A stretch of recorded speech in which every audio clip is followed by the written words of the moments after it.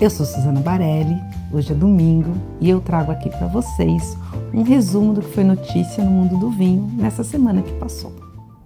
Não me achem monotemática, mas nas coincidências da vida, esse vídeo começa trazendo muitas notícias dos vinhos da Mantiqueira. Para contextualizar, a enorme maioria dos vinhos da Mantiqueira é elaborado com a técnica de poda invertida, também chamada de dupla poda ou de vinhos de inverno, no qual, com o manejo das vinhas e também com o uso de produtos de síntese no vinhedo, as videiras dão frutos no inverno e não no verão. E assim, as uvas podem amadurecer em um período de maior amplitude térmica e com poucas chuvas, o que evita as doenças. Eu comecei na Mantiqueira na segunda-feira com uma entrevista exclusiva com Javier Clonet, que é um consultor da Casa Tess.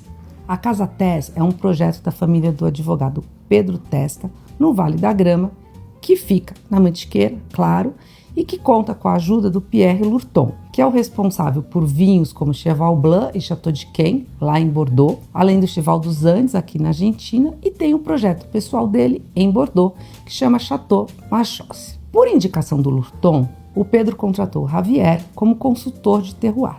Isso mesmo, consultor de terroir. E eu tive uma conversa bem legal com ele, mas bem técnica também, sobre cultivo de vinhedos, sobre terroir e tudo mais. Parte dessa conversa está na minha coluna Levan Filosofia, que subiu ontem no Paladar. Foquei no texto que eu escrevi um pouco nas definições de terroir, nas questões de mudança climática e também na necessidade de um déficit hídrico para que as videiras cresçam felizes, vamos dizer assim, e que resulte em vinhos de maior qualidade, nesses tempos de aquecimento global. Depois da minha entrevista, teve uma masterclass com o Javier lá na Elocultura, onde ele e o Pierre Lurton apresentaram a safra de 2024 desse vinho e também falaram bastante de terroir. A grande novidade da safra 2024 foi a entrada da Cabernet Sauvignon no blend. Essa uva deixou o vinho um pouco mais elegante, uma espinha dorsal diferente. Isso na minha opinião. Para comparar, até a safra de 2022, esse vinho premium da Casa Tess era um blend de Cabernet Franc com Merlot e agora tem 10-12% de Cabernet Sauvignon. Eu contei essa história na CBN e para a rádio eu também falei dos consultores de terroir, maioria que vivem em outros países com experiência internacional e que estão chegando para atuar aqui no terroir da Mantiqueira. E muitos deles impressionados com a técnica de poda invertida e com o potencial destes vinhos. E na quinta-feira, ainda sobre Mantiqueira, eu participei de uma degustação com 42 vinhos dessa região entre São Paulo e Minas Gerais. A prova foi organizada pela Alexandre Forbes, que é uma jornalista, e pelo José Magalhães Teixeira, que é da DOC Mantiqueira. A ideia era provar esses vinhos para ajudar a chefe Janaína Torres, que é conhecida pelo bar da Dona Onça, a escolher os vinhos para a carta de vinho do seu novo restaurante. Recentemente, a Janaína comprou a Star City, que é um clássico das feijoadas de São Paulo, que eu lembro de muito com meu pai. Tem ótimas lembranças de lá. Bom, a Janaína comprou a Star City e vai abrir no espaço o seu restaurante Estrelas.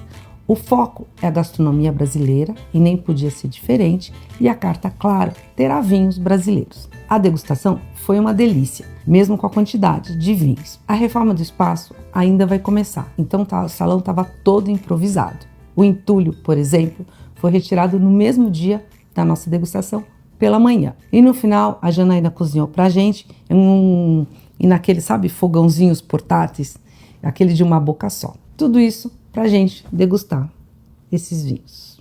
Outra história dessa semana foi o anúncio de que a Catherine Petit, que é diretora-geral da Moët Hennessy aqui no Brasil, que é o braço de vinhos e destilados do grupo LVMH, está voltando para a França, depois de 6 anos à frente da unidade brasileira dessa divisão.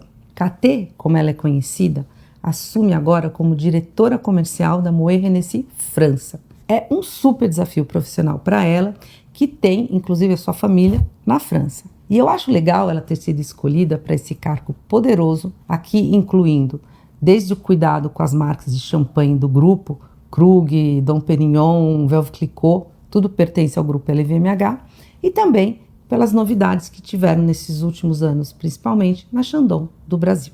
Catê, te desejo de coração super boa sorte nesse seu novo desafio.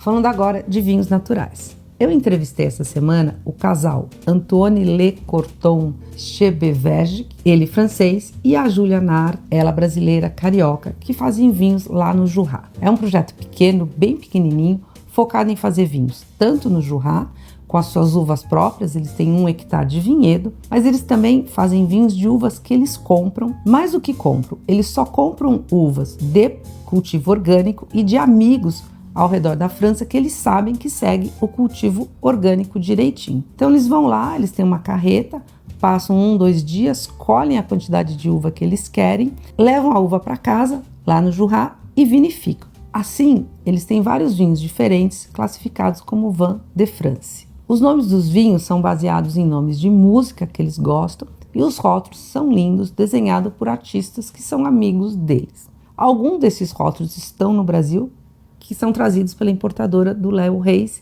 que é a Barbadiani. Outra coisa, nessa casa no Jurá, eles moram, eles têm uma pequena vinícola ali dentro e tem também uma pousada, que é uma boa dica para quem quer se hospedar nessa região francesa. A vinha Conchitoro, que é bem forte, bem grande no Chile, anunciou essa semana que está comprando a Maison Mirabeau, que eu espero ter falado certo, de vinhos rosés da Provence. Essa marca ela é bem forte nos rosés de maior complexidade, maior qualidade dessa categoria premium, e a compra foi feita pela VCT Europa, que é o braço da Conchitoro na Europa e ainda precisa ser aprovada pelos órgãos franceses. A compra nos faz prestar um pouco mais de atenção a esse mercado de vinho premium rosé. Recentemente, eu publiquei no Estadão um texto mostrando do interesse pelos rosés premium por essa categoria a partir da visita aqui no Brasil do Sébastien Noret, que é o diretor global de estratégia do Chateau Minuty, que é outra referência nos rosados. Tanto o Chateau Minuty como o Chateau d'Esclans são aquisições relativamente recentes do grupo LVMH. Ou seja, os rosés de luxo mais premiums devem sim ficar no nosso foco daqui para frente. Quero comentar aqui também um post que eu li da Karene Vilela. A Karene, além de ser uma amiga querida, eu acho que ela vai ser a primeira brasileira mulher e residente no Brasil a conquistar o título de Master of Wine. Ela está estudando e está levando essa certificação muito a sério. Karene fez um post apontando para uma reportagem que foi publicada no Wall Street Journal no começo do mês, mostrando que a Arábia Saudita começou a afrouxar a sua proibição do consumo de bebidas alcoólicas sem fazer qualquer alarde. Essa liberação foca mais os turistas e para os residentes expatriados. Acho que é algo para se prestar atenção com os produtos de luxo influenciando em outras searas. Por fim, eu aproveito para agradecer aqui, do fundo do meu coração, todas as mensagens que eu recebi de feliz aniversário.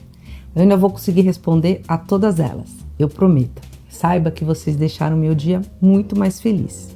E se quiserem saber como eu comemorei, eu conto que eu almocei no La Casserole e o almoço foi harmonizado com Chambord Musigny da Domaines Georges Roumier.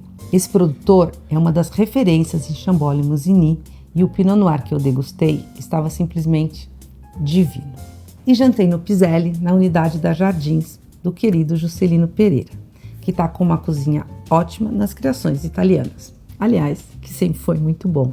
Ali eu comecei com o espumante da Sabiá, que é um lançamento que eu comentei no vídeo da semana passada. Depois a gente provou um Peverella, que é um vinho laranja feito pelo Luiz Zanini, que eu gosto particularmente. E terminamos com um Barolo que eu trouxe dessa minha viagem do Piemonte. No dia seguinte já não era mais comemoração de aniversário, mas eu acabei almoçando com o David Markovic, que é uma fonte minha desde quando eu dava os meus primeiros pitacos no mundo do vinho, ainda lá na Folha de São Paulo, na década de 1990. Como a ideia era provar um dos seus champanhes, o David trabalha no grupo LVMH, fomos no Aizomé, porque, na minha modesta opinião, champanhe e os peixes crus da Thelma são uma das mais belas harmonizações à mesa. Foi uma boa maneira de comemorar o meu aniversário. Então é isso. Espero que vocês tenham gostado desse resumo. Aceito comentários, dicas, sugestões e espero vocês na semana que vem.